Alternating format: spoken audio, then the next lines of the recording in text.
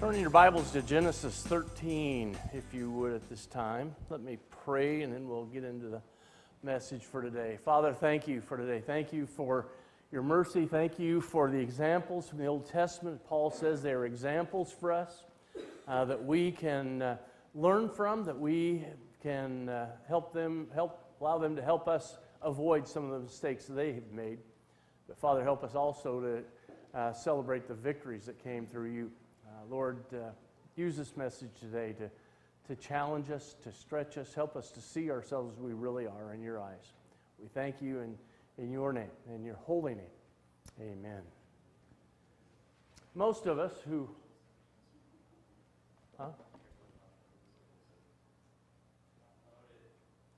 It's not loaded? I put it up. I thought I did the other day.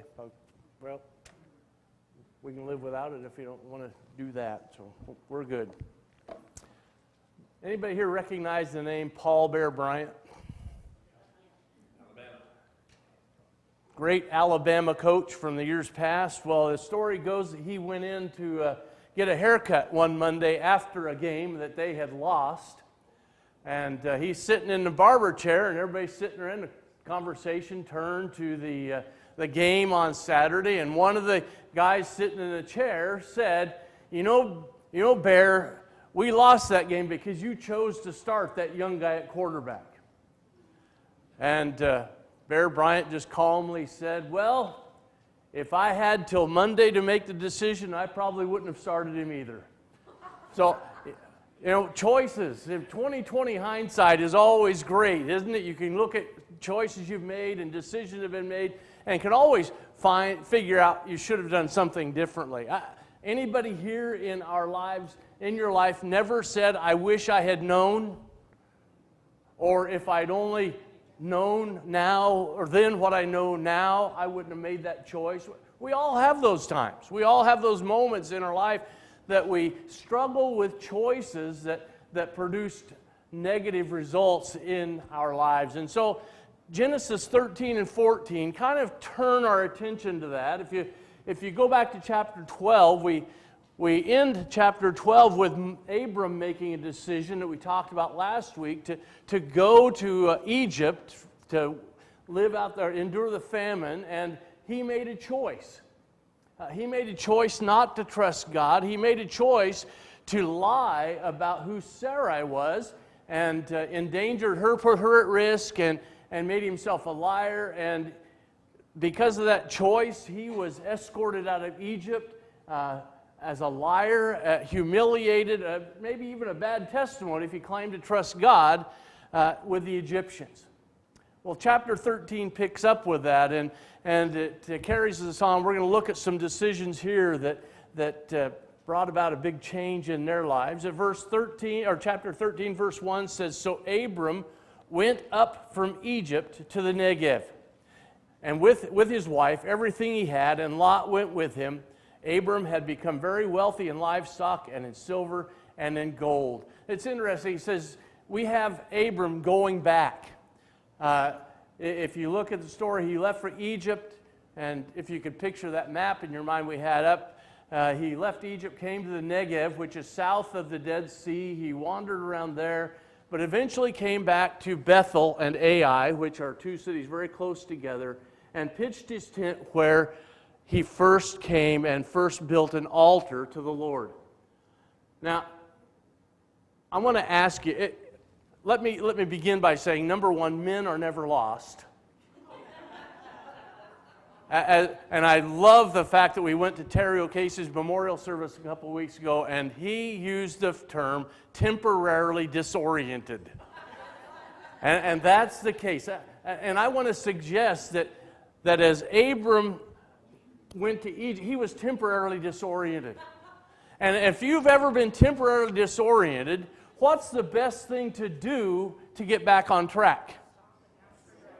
You don't stop and ask for directions.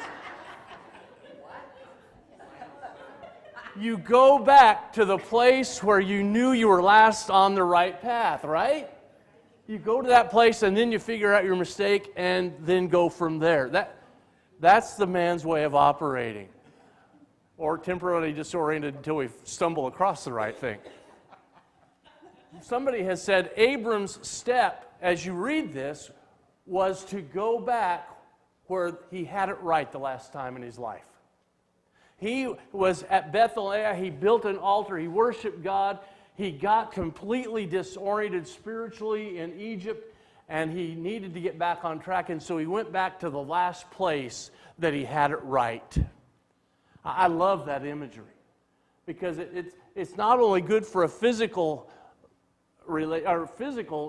journey, but it's also important for a spiritual journey. If we get off track spiritually, Abram tells us, go back to where you last time you had it right and figure out where it went wrong and start over again. Begin from there again. So let's pick up the story. From the Negev, he went from place to place until he came to Bethel, to the place between Bethel and Ai, where his tent had been earlier and where he'd first built an altar. There, Abram called on the name of the Lord. He went back to Bethel, and what's he do? What's the last thing he did right? Calling on the name of the Lord. And so he goes back and he starts from there again. Well, they've come back from Egypt, and there's a difficulty because they've come back wealthier than when they went. Lot is still traveling with Abram. And so now Lot was moving about with Abram. And somebody said, if you think about Lot, he's one of those guys that really was benefited by being with Abram. We never really hear much about his faith, except if you go back to 2 Peter chapter 2, God says he was a man of righteousness. He was a righteous man that was perplexed by the evil that he was living in the city of Sodom. So there is some aspect of that Lot must have had a faith. Lot did have some obedience to God, but some have suggested he's like many Christians who, when they're around other Christians, are strong. But when they're by themselves, when they get off away from the fellowship of brothers and sisters in Christ, they begin to waver a little bit, and their choices begin to tend towards what the world throws at them. And I think that's what we see with Lot. And that tells me why we need fellowship with one another. It tells me why we need each other, especially young Christians. They need that maturity to help them keep on track. But anyway, Lot, who was moving about with Abram, also had flocks and herds and tents. And verse 6, but the land could not support them while they stayed together, for their possessions were so great that they were not able to stay together. I want you to just take a moment, if you want to underline something. They were not able to stay together. They have returned. They have enormous herds. They have enormous flocks. The land is recovering from the famine. And on top of that, they are sharing pasture land with the Canaanites and Perizzites. And so the ground is crowded, and they just couldn't stay together any longer. And because of that, because they were crowding each other, what happens? It says, and quarreling arose between Abram's herdsmen and the herdsmen of Lot. The Canaanites and Perizzites were also living in the land at that time. So they began fighting over pasture rights. They began fighting over who gets the water, who gets this pasture, who gets that pasture. And it was a situation that was going to totally destroy their relationship if it wasn't dealt with. And so Abram, knowing something has to be done, in verse 8 we read, Abram said to Lot, let's not have any quarreling between you and me, or between your herdsmen and mine, for we are brothers. Is not the whole land before you? Let's part company. If you go to the left, I'll go to the right. If you go to the right, I'll go to the left. I want us to pause for a moment and think about Abram. Here is the guy who has God's promise. God says, I'm going to give you this land. This land is yours. And he could have pulled rank. He could have said, Lot, since God gave me the promise, you're going to go that way and I'm going to go this way. But instead, he does the very rare thing that humans do once in a while and demonstrates selflessness. He demonstrates lack of concern for his own well-being and what he wants and gives preference to Lot. Isn't that hard to do? I mean, just imagine you it's Thanksgiving, and you go into the dessert table, and there's 2 pieces of pie left, and there's 2 of you standing there wanting that piece of pie. How many of us let the other person go first? Especially if one piece is bigger than the other? It's hard to be selfless and say, no, you go ahead. Especially when we want that piece of pie. Or when you're kids. Now, I want you guys to know, there was a time when we could ride in the front seat of a car. Honest, we could. Didn't have seat belts, but we could ride in the front seat of the car. How many of you fought with your, if you had siblings, how many of you argued over where you were going to sit in the car? I mean, everybody wanted the front seat. They wanted to be in the front seat. But if they couldn't be in the front seat, they wanted a window. Nobody wanted to sit in the middle. As a kid, how many of you said, no, you go ahead? You got your choice, see?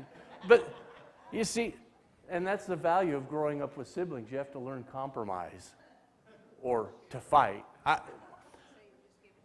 But how hard is it to be selfless when it's something that you really cherish, something you really want? But Abram does that. He says, Lot, you choose.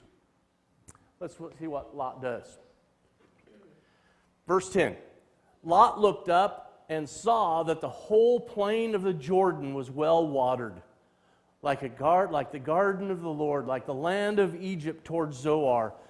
This was before the Lord destroyed Sodom and Gomorrah. So Lot chose for himself the whole plain of the Jordan and set out toward the east. The 2 men parted company. Now, I want you to stop there for a moment. Here's Lot. He's given the choice. Who does he prefer?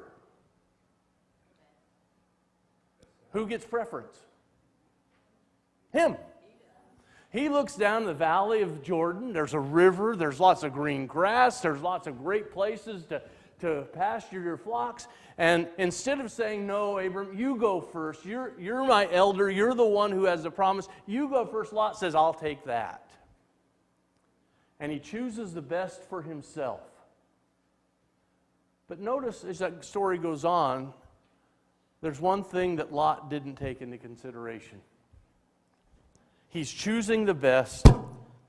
The 2 men parted company. Abram lived in the land of Canaan, while Lot lived among the cities of the plain and pitched his tents near Sodom.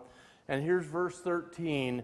Now the men of Sodom were wicked and were sinning greatly against the Lord.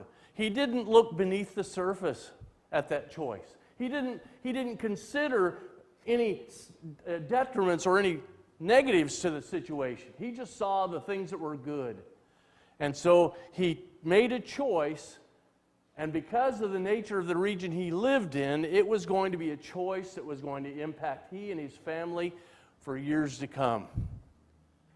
And so he chooses it. They move off down, and Abram's standing there watching him go. And verse 14, God comes to Abram again. Verse 14, the Lord said to Abram after Lot had parted from him, lift up your eyes from where you are and look north and south, east and west.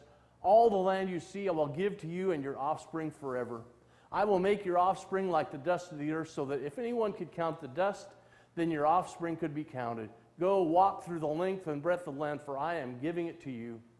So Abram moved his tents and went to live near the great trees of Mamre at Hebron, where he built an altar to the Lord. So God comes to Abram. Lot has chosen the best, and God comes to him and says, Abram, it's still going to be yours. You're still going to have it all. And it's interesting, if Jesus said the first shall be last and the last shall be first, that principle there. If we humble ourselves, if we submit ourselves, if we make ourselves servants of others, God is going to make sure, as that song said, to lift us up, to exalt us, to honor us, and reward us. So Abram moves down to a region near Hebron, and there he builds an altar to the Lord and continues his flocks.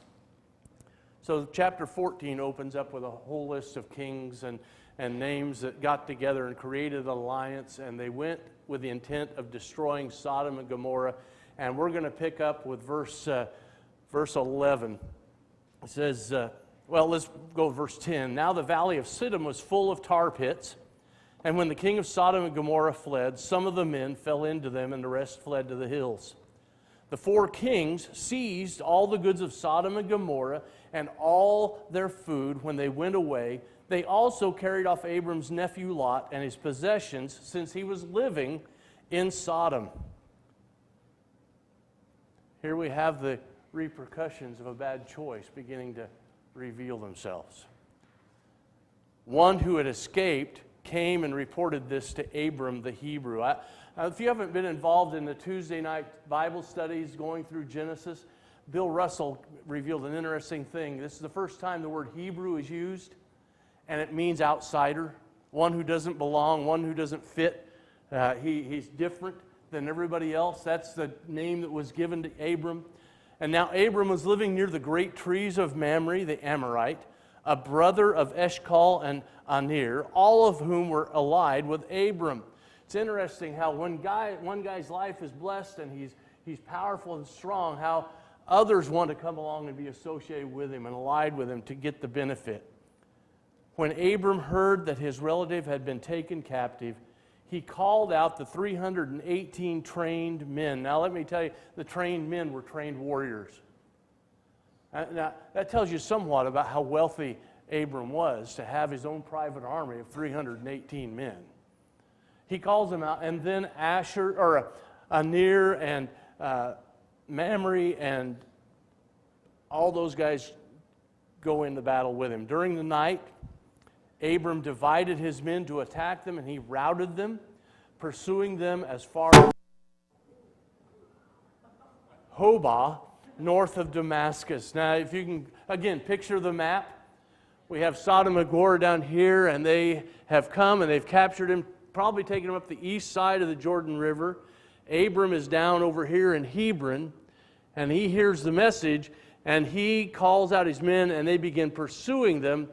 And if you know that map, you can go up, where the Dead Sea, up the Jordan to the Sea of Galilee, and then you go off to the left, and Damascus is way up north, and it says they followed them north of Damascus to Hobah, where they routed them. So it wasn't an easy journey, it wasn't a quick battle, but when they got there, they routed them and overwhelmed them and got everything back, Lot and his relatives, the possessions, and women and other people of Sodom. And they were returning, and it says, after Abram returned from the defeating Kedorlaomer, and the kings allied with him, the king of Sodom came out to meet him in the valley of Shaveh, that is the king's valley. Then we have a character identified as Melchizedek. The king of Salem brought out bread and wine. Now, Salem is the word peace in Hebrew, so the king of peace, king of maybe Jerusalem, that may be what his reign was, but he came out. He was a priest of the God Most High. Now, remember, we're still pre-law. We're still pre-Moses. And so there was no official priesthood, but here we find Melchizedek identified as a priest of the God Most High, and some people suggest that Melchizedek may have been a pre-incarnation appearance of Jesus, who comes out and he brings bread, which all these things are a sign of peace and honor. He was priest of the God Most High, and he blessed Abram, saying, "Blessed be Abram by God Most High, creator of heaven and earth. And blessed be God Most High, who delivered your enemies into your hand." And then Abram gave him a tenth of everything. Now, I want to take just a moment here, because we talk about tithing a lot. We talk about tithe being 10% of our income. And there are a lot of people who, as Christians, say the tithe no longer applies. We're New Testament people, and that went away with the law. Folks, it tells us here that the tithe was the common practice even before the law was given. Even before God gave Moses the law, it was common practice to give a tenth in recognition of someone's authority and position. So I would suggest today that tells us that the tithe is a universal and timeless principle that has always been in practice when coming and honoring God. So that's my sermon on giving today. So tithing is not gone with the law. It's continued even to today. But Abram honors him. The king of Sodom said to Abram, "Give me the people and keep the goods for yourself." But Abram said to the king of Sodom, "I have raised my hand to the Lord God Most High, creator of heaven and earth, and have taken an oath that I will accept nothing belonging to you, not even a thread or the thong of a sandal." Why? So that you will never be able to say, "I made Abram rich." He was doing everything in his power to avoid any negative comment about himself. He was taking away the ability of King of Sodom to say, "Well, he's only rich because I gave him everything." And Abram says, I'm not taking a thing. Only thing is, I want you to give the food that was repay for the food that was eaten, and I want you to give those 3 other guys that were allied with me their share. But I'm not taking a dime from you. I'm going to stand and let God bless me. And so it goes on, "I will accept nothing but what my men have eaten, and the share of what that belongs to the men who went with me to Anir, Eshcol, and Mamre. Let them have their share." So we have a story that talks about choices that we make, choices and their power. And there's some lessons in here. I'd like to suggest 3 lessons that I'm taking away from this. And the first one is relationships first. When it comes to choices, always put relationships first. I want to go back to James chapter 4. And if you would turn there with me, James 4. 1, James writes these words, "What causes fights and quarrels among you? Don't they come from your desires that battle within you? You want something, but you don't get it. You kill and covet, but you cannot have what you want. You quarrel and fight. You do not have because you do not ask God. When you ask, you do not receive because you ask with wrong motives, that you may spend what you get on your own pleasures." Here's the quiz for today. What's the source of quarrels and arguments among people? Based on that passage. Selfishness. It's wanting what I want no matter how it affects you.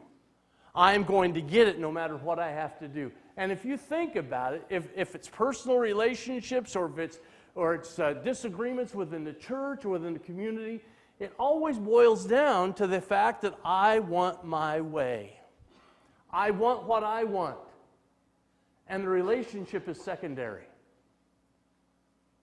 So my question I pose, when we find ourselves leaning towards that disagreement, to ask ourselves one question: is having my way worth more than the relationship I'm risking? Is having my way worth more than losing a relationship over it? And sadly, a lot of people make that decision. Abram was not one of them. You look at Abram, he had relationships first. Go back and look. Abram realized there was a problem. What was the first thing Abram did? He confronted it. He faced it head on. And that is probably the last thing any of us like to do. We have a confrontation or a conflict with someone, or someone offends us, the last thing we want to do is go and talk to them. But how many of you have a relationship or a conflict with someone that gets better when you just ignore it? It spirals. It deepens. It gets worse. Abram understood that, and so the first thing he did was go and talk to Lot about the situation. That's the first key. Valuing relationships means I go and talk about it. Second, and this is where mine's going to go blank on me. Second thing he did was he gave Lot first choice. He said, "You choose." He gave up his rights to the other. And we live in a country today where rights are everything. You know, we have people who, it's my right, and they won't surrender that right. It takes selflessness. Are relationships more important than my right? Maybe what I put it this way, is my relationship more important, or is being right more important than my relationship? Especially in marriage. You know, are we willing to surrender the fact that we're right to preserve the relationship? Sometimes we value being right more than the relationship, don't we? We destroy relationships because we undermine relationships because I'm right. Abram trusted God with it all. Abram understood. I think this is important. Understood that there comes a time when the only thing left to be done is to separate. Now, we don't like doing that. You know, there comes a time when you have worked and worked and worked and discussed and tried to resolve the situation, and you can't come to an agreement, and the best thing that can happen is to say, hey, working together isn't the best thing for us. We just need to go our separate ways and preserve the relationship.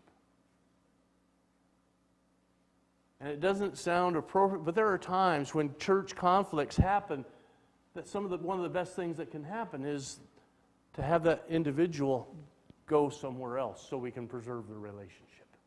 I can still be friends with them, and they won't be causing problems within the church. Even after we've done everything else, there comes a time when maybe we just need to separate so we can still be friends. Abram, first lesson, relationships always trump my desires. My relationships are most valuable thing to me. Let's go back to Genesis and let's think about Lot for a moment. Think about Lot and his choice making. Second lesson, don't rush. Don't rush into a decision. Most of you know I had a Miata for quite a while. And my kids and my wife tell me it was my midlife crisis car. And probably so, because I bought it on emotion rather than reason. And I'm not talking about that one. I went on the lot, and I've always wanted a sports car, and there was a Miata sitting there, and my heart went ahead of my head. And I wanted that car, and I bought that car, and I failed to really pay attention. I didn't see the hole in the roof that was going to require a new top to be put on it. I didn't see the paint that was kind of flaking away. I didn't see a lot of things about the car because I wanted that car. Had I taken time, had I reasoned it through, I probably would have passed it and gone on to the next one. Anybody ever got in trouble rushing into a decision that your emotions just led you into it? Your heart led instead of your head? That's Lot.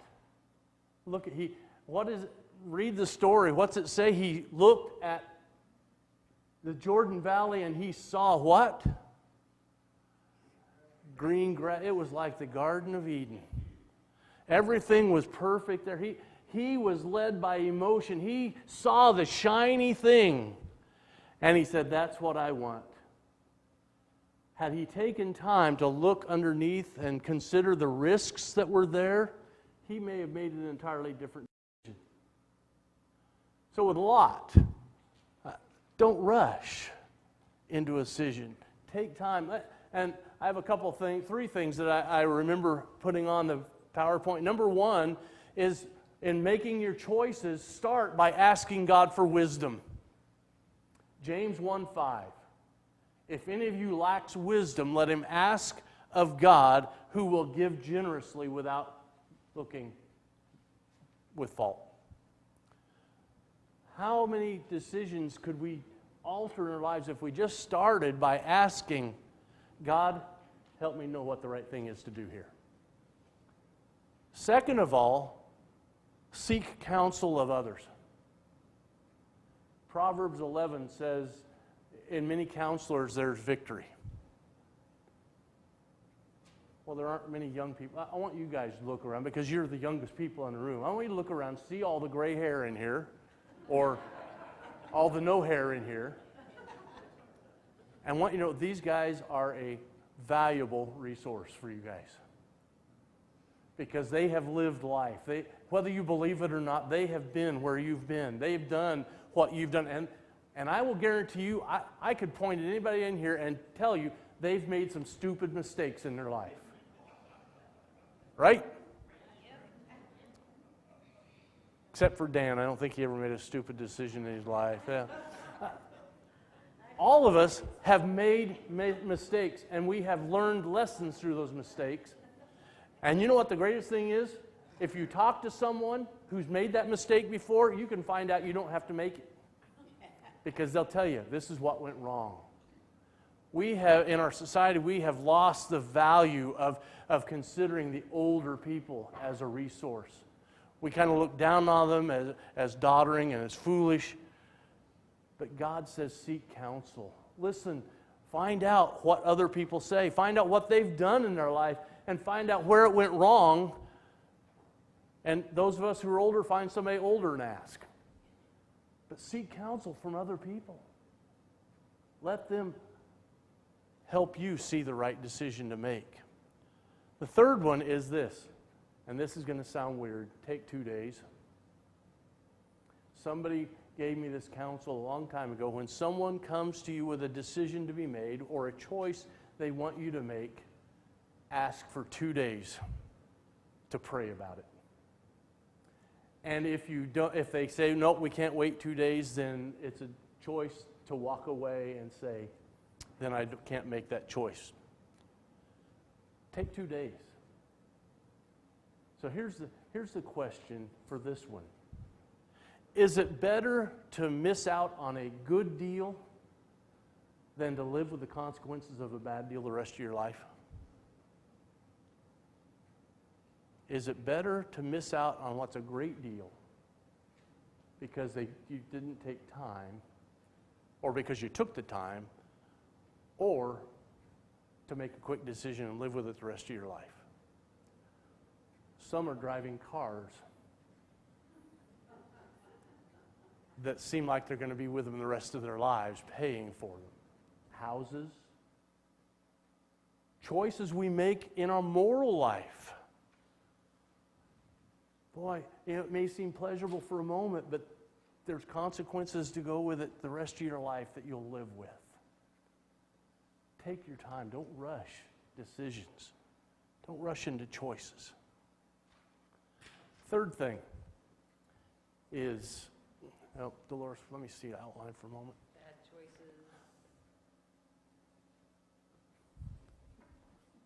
Bad choices blank. Bad choices endure. Bad choices endure. Think about it. Let's look at Lot. Notice the transition and progress in his life. Let's go back to Genesis 13. He moved into the Jordan Valley, and Bill Russell pointed this out. Look down at verse 12. Abram lived in the land of Canaan, while Lot lived among the cities of the Jordan. There's a progress here. He moved into the valley. He lived among the cities, and then it says he moved near the city and pitched his tent. And then you go over to verse 12 of chapter 14. It says he was living in the city. Notice that progression? That bad choices have a way of multiplying. That he began by taking a step towards the land. Second of all, he moved closer. And it works in every area of our lives. God, the way Satan works in our lives, the temptation kind of progresses like that. Let's look at James chapter 1 for a moment. It really shows the progression of how sin works in our lives. James chapter 1, verses 14 and 15.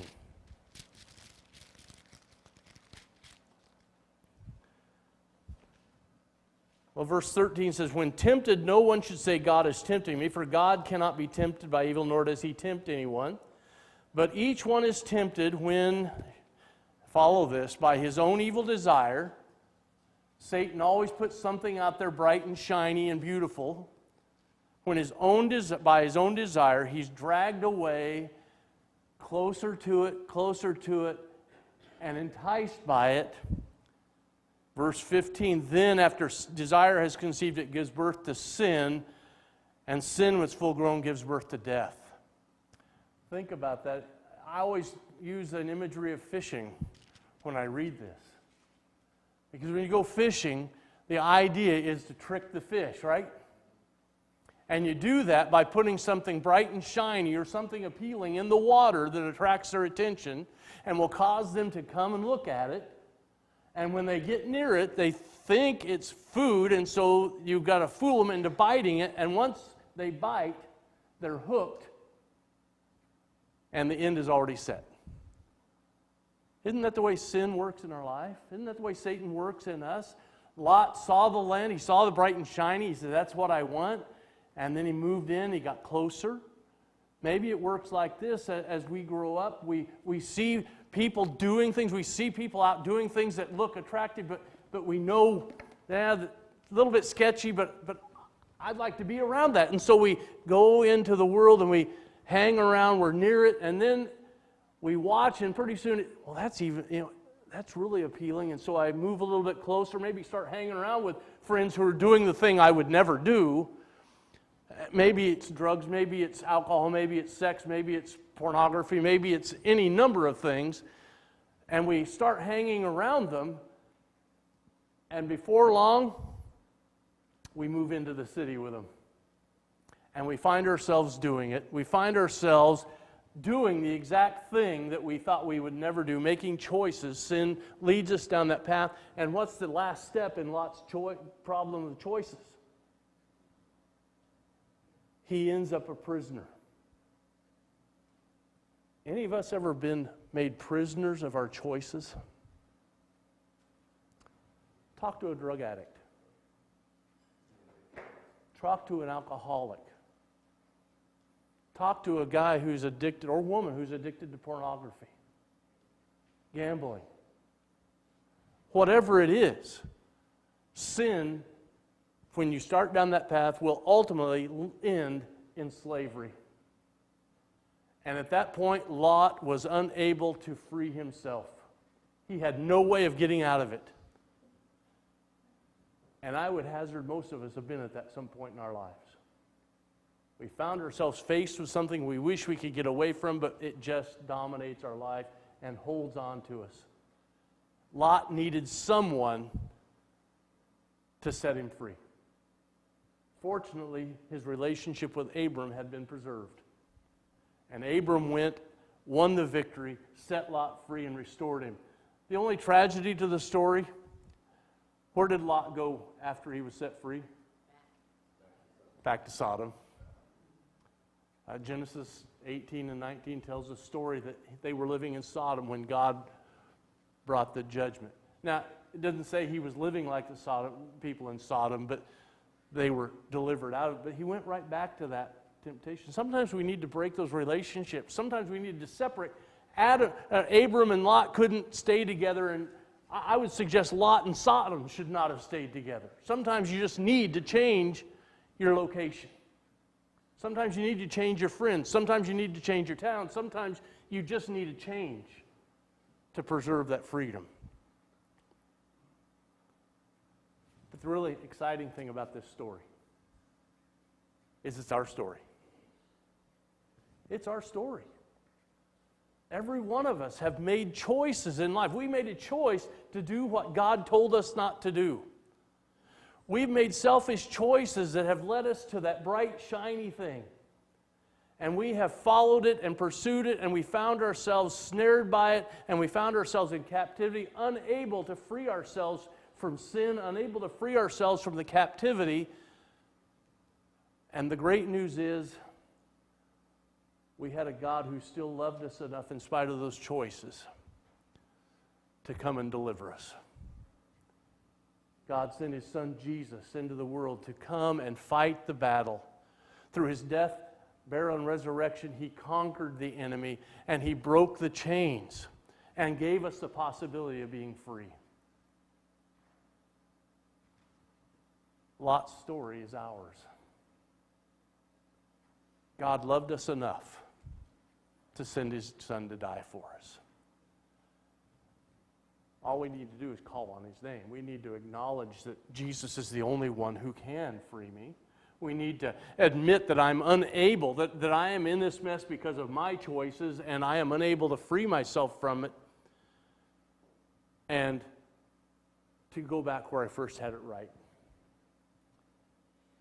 Maybe that's some of us in our Christian life. Maybe we have gotten off track. Maybe we are temporarily disoriented in our spiritual walk. And today we need to go back to where last time we had it right and start anew.